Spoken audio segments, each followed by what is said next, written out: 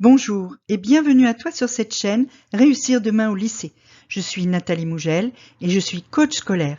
J'aide les lycéens à mieux se connaître dans leur fonctionnement d'apprenant et leur désir d'adulte en devenir afin de leur permettre d'obtenir les résultats qu'ils méritent et l'orientation qu'ils souhaitent. Aujourd'hui, on se retrouve pour une vidéo sur la phase d'admission Parcoursup, c'est-à-dire la phase où tu vas recevoir les réponses des formations et pour certaines d'entre elles, il est possible, voire même probable, que tu te retrouves en liste d'attente.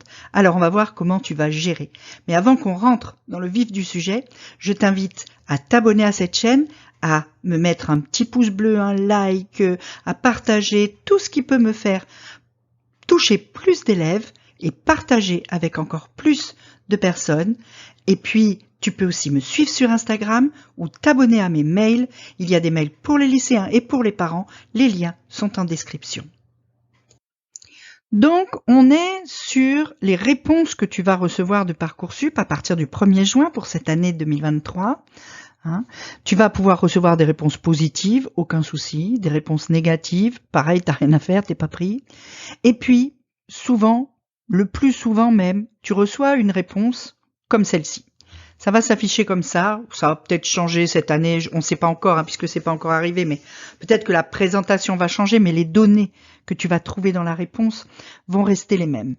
Donc, une réponse comme celle-ci, ça s'est présenté comme ça, j'ai pris ça en 2019, mais entre 2019 et 2022, ça n'avait pas changé.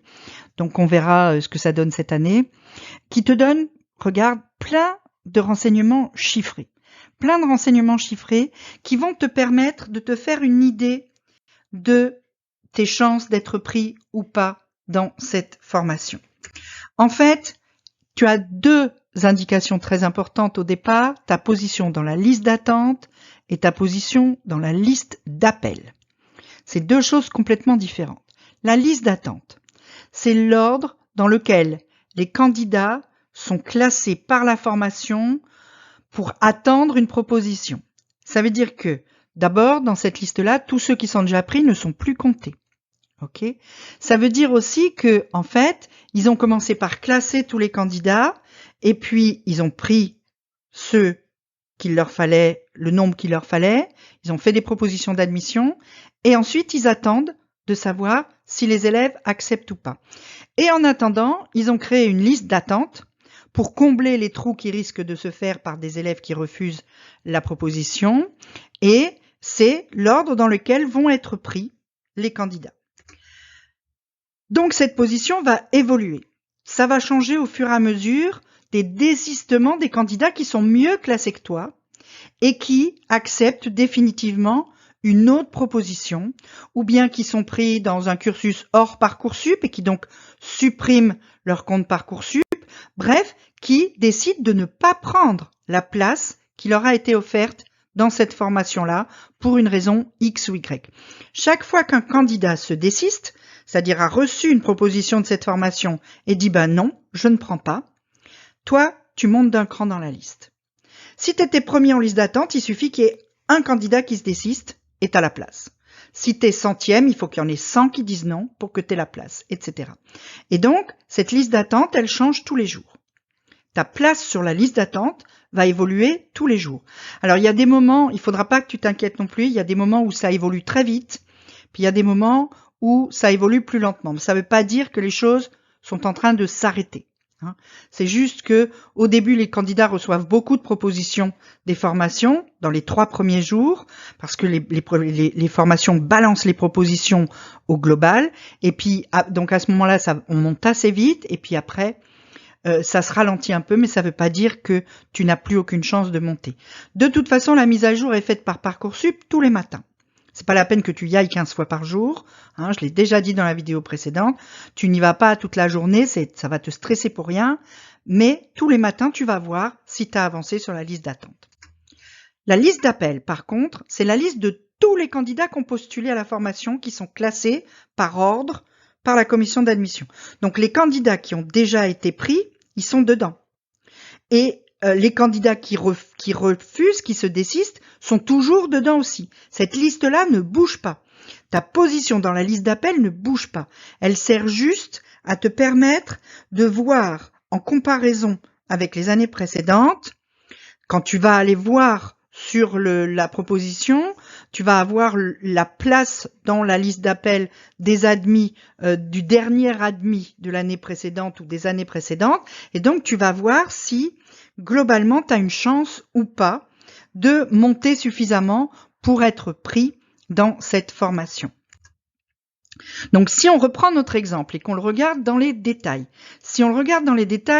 on a donc ici plusieurs informations. D'abord, le nombre de places dans la formation.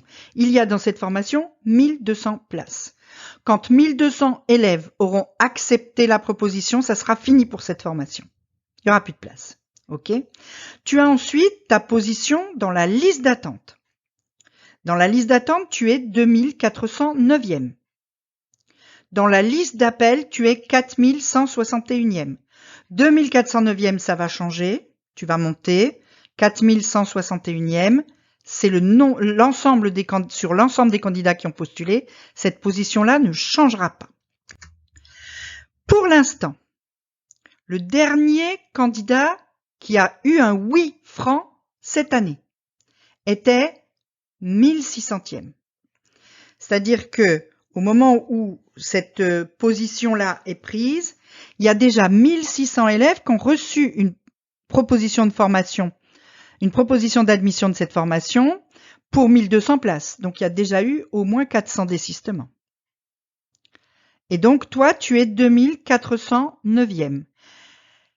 Dans la liste d'appel, tu es 4161e.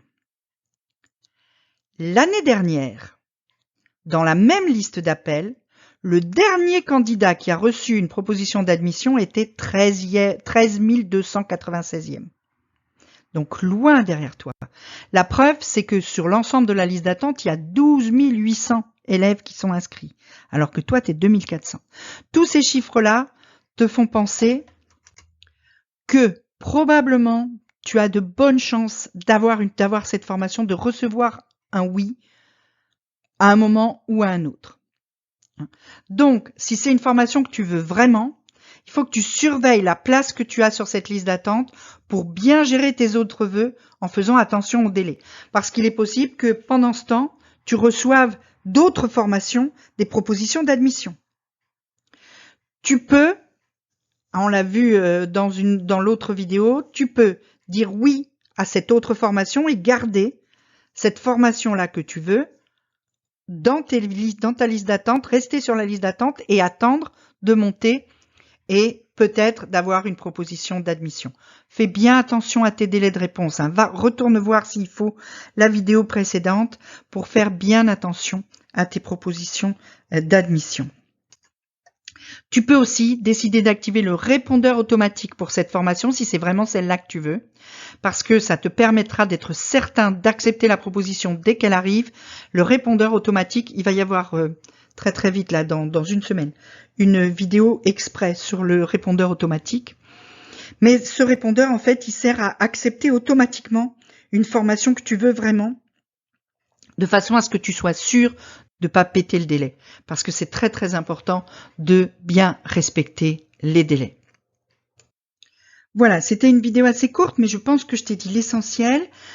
Si tu as des questions, surtout tu n'hésites pas, tu me poses la question, soit en commentaire, soit si tu me suis sur Instagram, tu peux me la poser sur Instagram. Si tu reçois les mails, tu peux m'envoyer un mail, il n'y a pas de souci. De toute façon, je te réponds. En attendant, comme je t'ai dit, un petit pouce bleu, un petit abonnement, une petite cloche pour pas rater la suivante, puisque la vidéo suivante sera sur la question de qu'est-ce que je fais si je suis refusée partout. Qu'est-ce que tu fais si tu n'as que des refus, si aucune formation dans ce que tu as demandé ne te prend dès cette première phase d'admission.